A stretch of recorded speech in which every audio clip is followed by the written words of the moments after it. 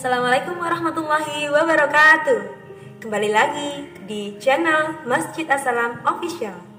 Untuk kali ini kita akan bahas tentang bagaimana sih cara public speaking.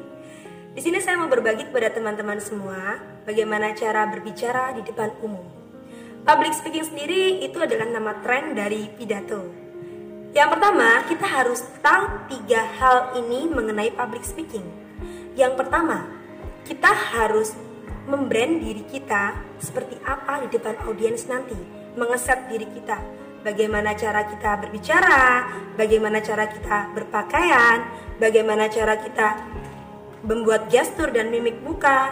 Itu penting sekali karena audiens menilai kita, oh pembicara ini seperti ini, pembicara A seperti itu. Nah, kalau kita ingin menjadi pribadi yang baik, maksudnya brand kita baik, kita harus mengeset diri kita sebaik mungkin. Yang kedua, yakni kita harus tahu audiens kita. Audiens kita itu seperti apa? Siapa mereka?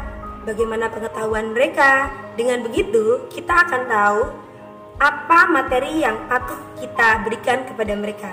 Bagaimana bahasa kita yang kita gunakan untuk menyampaikan pesan kita. Yang ketiga, yakni kita harus paham dengan materi kita. Itu yang paling penting. Pembicara harus lebih paham daripada audiens.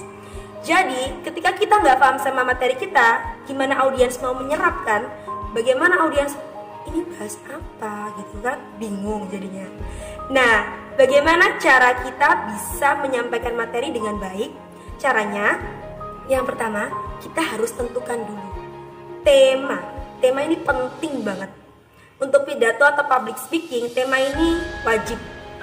Kita bisa ambil tema sesuai dengan latar belakang pendidikan kita. Kita juga bisa ambil tema sesuai dengan minat dan kesukaan kita. Walaupun misalnya pendidikan kita kesehatan, tapi minat dan bakat kita ini di make up atau di online shop. Jadi kita bisa kan menyampaikannya dengan untuk hari ini pidato kita bahas tentang, bukan pidato, hari ini materi kita bahas tentang tutorial make up, atau hari ini kita bahasnya tentang kiat-kiat jualan sukses online shop. Nah kayak gitu. Lalu ketika kita sudah mulai sedikit sudah sedikit pengalaman, kita bisa sesuaikan tema sesuai dengan minat dan pengetahuan pendengar atau dengan situasi dan kondisi saat ini. Ini penting sekali tema. Setelah tema, kita bisa kembangkan sesuai dengan keinginan kita. Setelah kita sudah tentukan tema, kemudian mengembangkan bahasan kita, yang paling penting berlatih, dan berlatih. Ingat, practice makes perfect. Apapun yang kita nggak bisa, ketika kita mau berlatih dan berlatih, hasilnya semua akan bisa.